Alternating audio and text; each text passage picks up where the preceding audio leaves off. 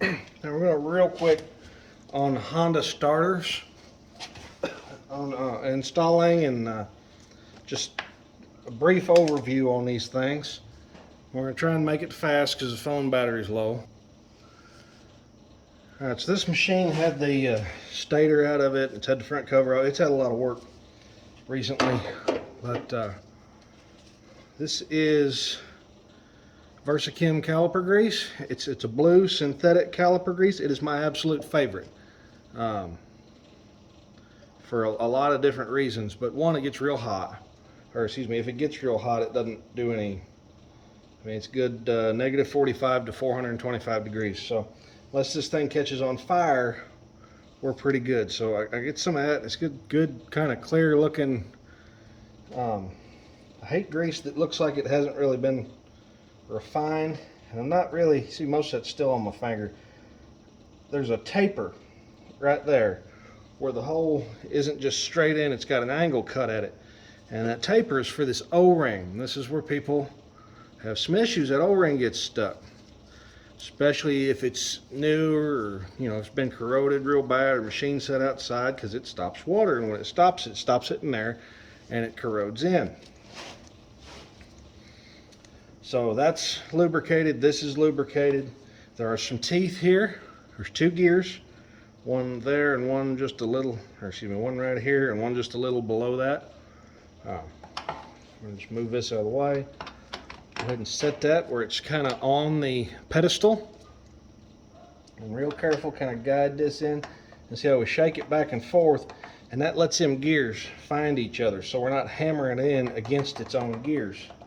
So that's already starting, and we can just, it'll actually go in past where you need it to go. And you grab your bolts, and they just go right here. I don't really use anti-seize or anything on them, because many people get in trouble with anti-seize as they do not. It does as much good as it does bad. Alright, so those are started. That's all that attaches this. This is captured on this end real good, real steady, and this just can't move. We'll go ahead and tighten these down. Take that extension off and get the back one.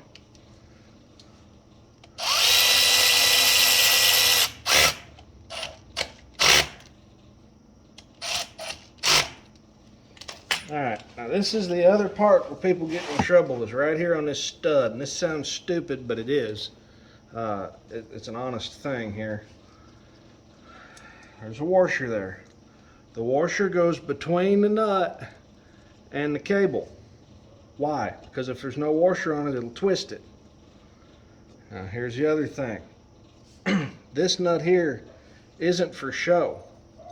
I've got, I may not have it with me, yeah. I've got a 10 mil wrench that's thinned down just for those when they get stuck. Because a lot of people will be servicing a machine, take starter off to do some other repair, and then when they get back to it, that starter's broke, it doesn't work. I'll show you why. And here's that wrench, and you can see how thin it is compared to the snap-on flank drive. How thin that is. Well, it's because it can get under here, and it's not taller than the flats of the nut. So when you go to tighten this, this is attached to a wire cable, and when it spins, it'll snap that cable, either off of the stud itself or inside the case here. A lot of times there's two washers. I don't know where the other one went. You really just need one. And if you want, now's a great time. Thinking about it. See how they, that goes over, but it's just a little bit. You can actually put just a smidge of grease. I know what you're thinking. Production shop, spend an awful lot of time on stupid stuff. I do, but almost all my customers are return customers. So I'm actually helping myself. Everybody thinks it's just to make the customers happy, and it kind of is, but at the same token, I get a pretty high percentage of these things back, as far as not for the same repair, but for the next repair. And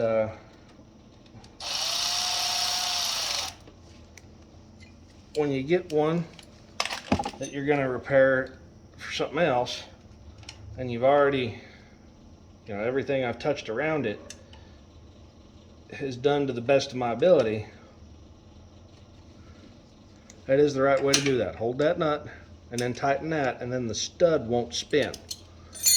And then, because we lubricated that up a little bit, it goes on there. It's got a little seal on there, and that's on. Yeah, it's on. Goes over the cable. You can push it on a little further past that other nut and washer, but for all intents and purposes, I used to think that said intensive purposes.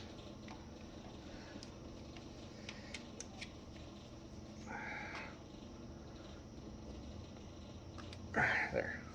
See how flat that goes? Now, some of these don't even have this on there anymore.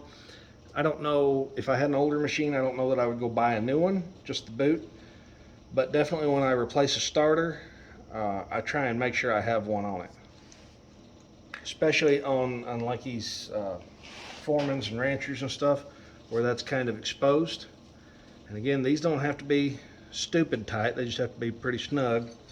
And the reason for that is, it's not a bad idea if you power tool, but water gets down on these and corrodes a little bit. It follows the threads down, and they actually, you'll hear them pop a little bit, not right now, because obviously I just had them out, but when you first pull them back off, if they set out in the rain any or anything, been wet at all, for a reasonable amount of time, you'll hear them kind of just a little click as they come out.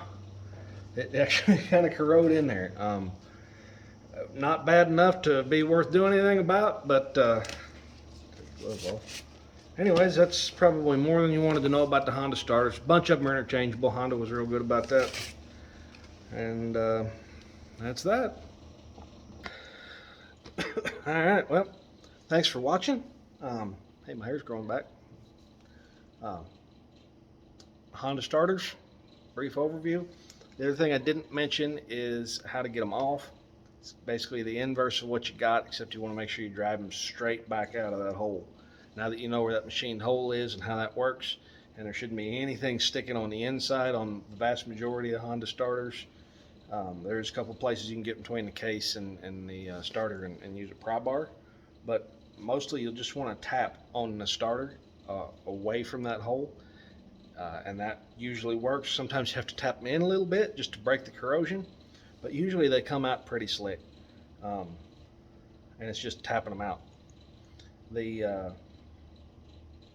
not CF Moto, might be CF Moto. The High Suns are kind of like that, except they're usually down in like a little valley or something, but you pull the back bolt or two and then tap it out on the case of it, and it's usually fine. And I don't mean beat the hell out of it, just tap on it.